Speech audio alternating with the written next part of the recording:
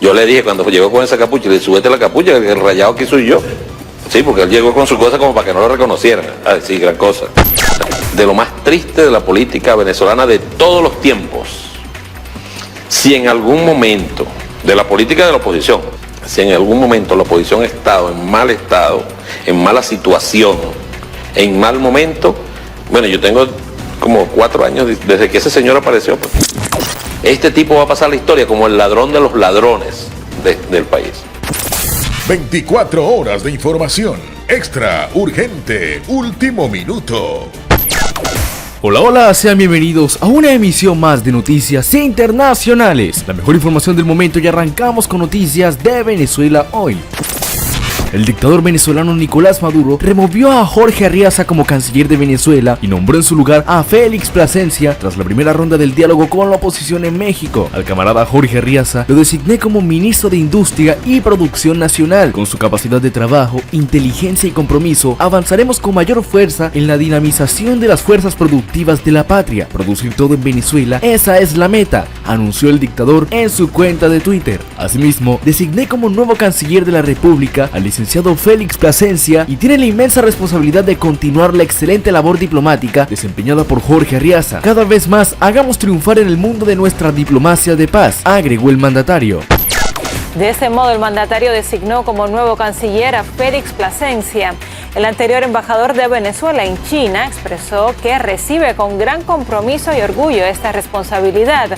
Sustituirá en el cargo a Jorge Arriaza, quien pasa a ocupar la cartera del Poder Popular para Industrias y Producción Nacional.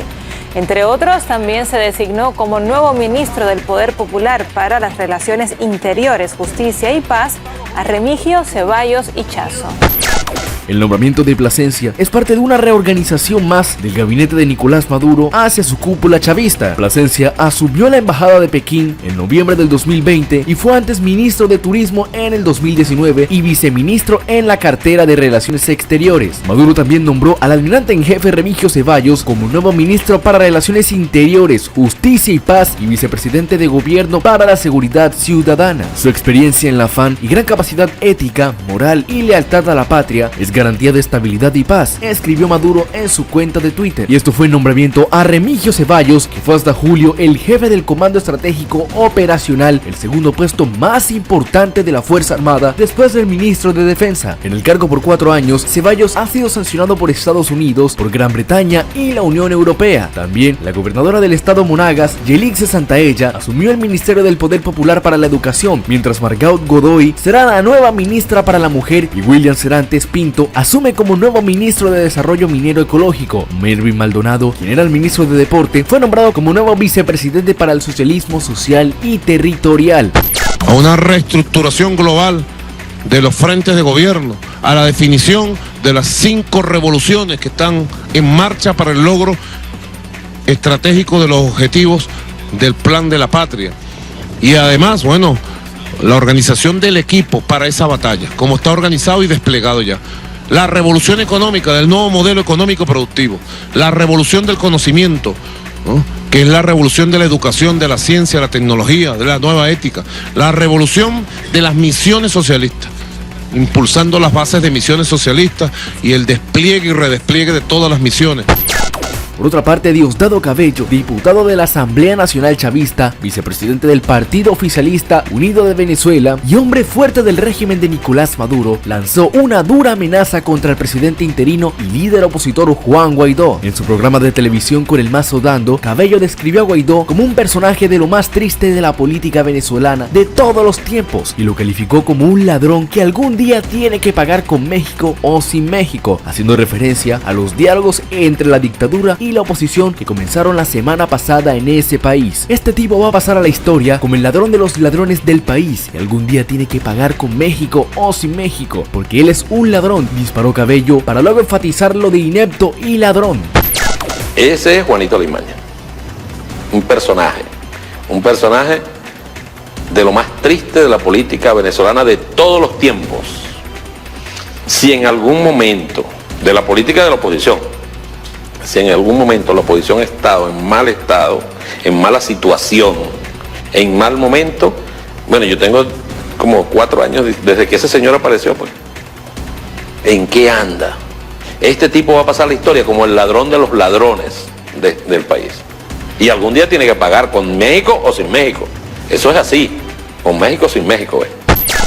Este fue el primer pronunciamiento del político chavista tras el inicio de la negociación entre el régimen y la oposición venezolana en México. El diálogo continuará el 3 de septiembre con un avance todavía incierto, pero se destaca el rol diplomático relevante de México tras albergar el inicio de los contactos. Las conversaciones arrancaron el viernes en el Museo Nacional de Antropología de México con una mediática firma del documento entre el presidente oficialista de la Asamblea Nacional, Jorge Rodríguez, y la Plataforma Unitaria de Venezuela, representada por el abogado Gerardo Blay. Con este proceso impulsado por Noruega, la oposición exige libres en los comicios regionales del próximo 21 de noviembre, mientras que Maduro pretende que se levanten las sanciones internacionales. El gobierno de México, del presidente Andrés Manuel López Obrador, aceptó ser sede como reflejo de su visión latinoamericana y caribeña, explicó a un medio internacional Eric de Ángel Landeros, profesor de la Universidad Nacional Autónoma de México. Lo vuelve a posicionar como un actor internacional que procura la solución pacífica de controversias y la negociación apegada a los principios constitucionales de la política exterior, pero también a los principios universales del régimen del multilateralismo.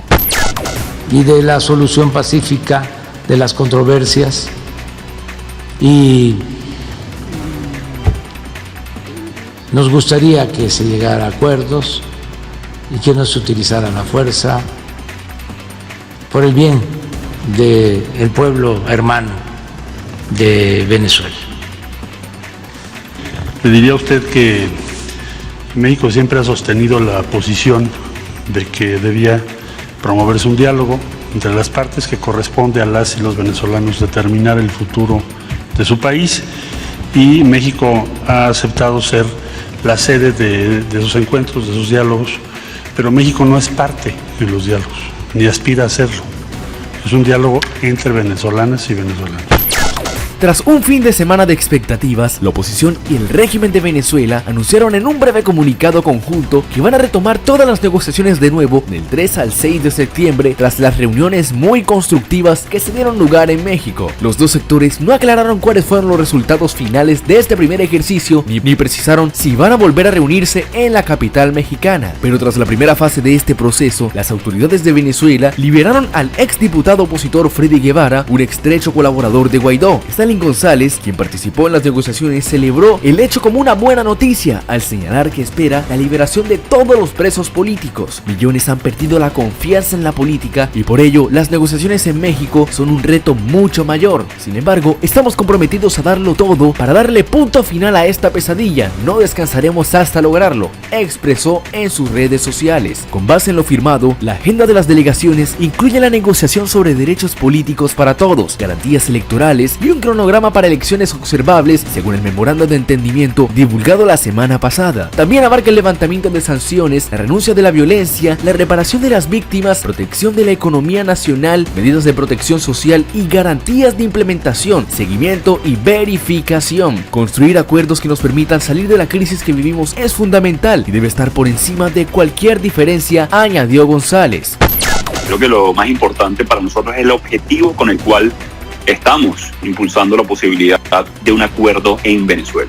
Es lograr un cronograma de elecciones, lograr garantías políticas, es lograr garantías también, por supuesto, electorales de cara a ese cronograma de elecciones que incluya la presidencial, como bien lo marca la agenda que se firmó el día viernes 13 de agosto en México. Y ahí yo creo que la facilitación de Noruega es importante.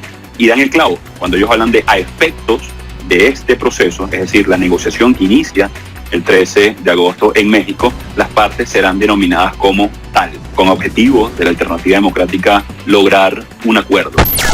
Por otra parte, el jefe del Comando Sur de Estados Unidos, el almirante Craig Fowler, apuntó la corrupción y la crisis en Venezuela como dos de los principales desafíos que afronta Suramérica en una entrevista concedida al margen de un encuentro anual con líderes militares suramericanos. Fowler recibió a los jefes militares de Brasil, Colombia, Ecuador, Guyana, Surinam y Uruguay en la sede del Comando Sur en El Doral, cerca de Miami, para discutir los retos existentes para las Fuerzas Armadas de Suramérica. El encuentro, que seguirá hasta varios días noticias también contó con la presencia de los jefes militares de Argentina, Bolivia, Chile, Paraguay y Perú, que intervinieron por videoconferencia. Hay bastante corrupción en todo el hemisferio y la corrupción alimenta la inestabilidad y socava a los gobernantes, manifestó Fowler, diciendo que hay organizaciones criminales transnacionales que operan en toda la región y prosperan con la corrupción, aseguró, y en muchos casos esas organizaciones están mejor financiadas que muchas de las fuerzas de seguridad a las que afrontan. Respecto a Venezuela, el almirante estadounidense afirmó que la crisis del país afecta inevitablemente a todo el hemisferio. Los migrantes procedentes de Venezuela han presionado a los servicios sociales de todo el hemisferio, afirmó el jefe del Comando Sur, responsable de las operaciones militares estadounidenses en Sudamérica, Centroamérica y el Caribe. También están las actividades ilegales llevadas a cabo por el régimen de Maduro, incluido el narcotráfico y la minería, que tienen un impacto negativo, y es una pena que el régimen de Maduro haya destrozado y arruinado el país. Los jefes militares también abordaron dos asuntos a los que Washington ha concedido una gran importancia en los últimos meses: la ciberseguridad y la seguridad espacial, indicó Fowler. El almirante también indicó la importancia de proteger ambos hábitos y que ya contienen información clave de los países y para los países. Y bueno, hasta aquí llegamos con esta emisión de noticias internacionales. Si el video te gustó, regálame un me gusta, suscríbete, es totalmente gratis. Comparte esa información con amigos y familiares para que estén al tanto de lo que pasa en Venezuela y sus alrededores.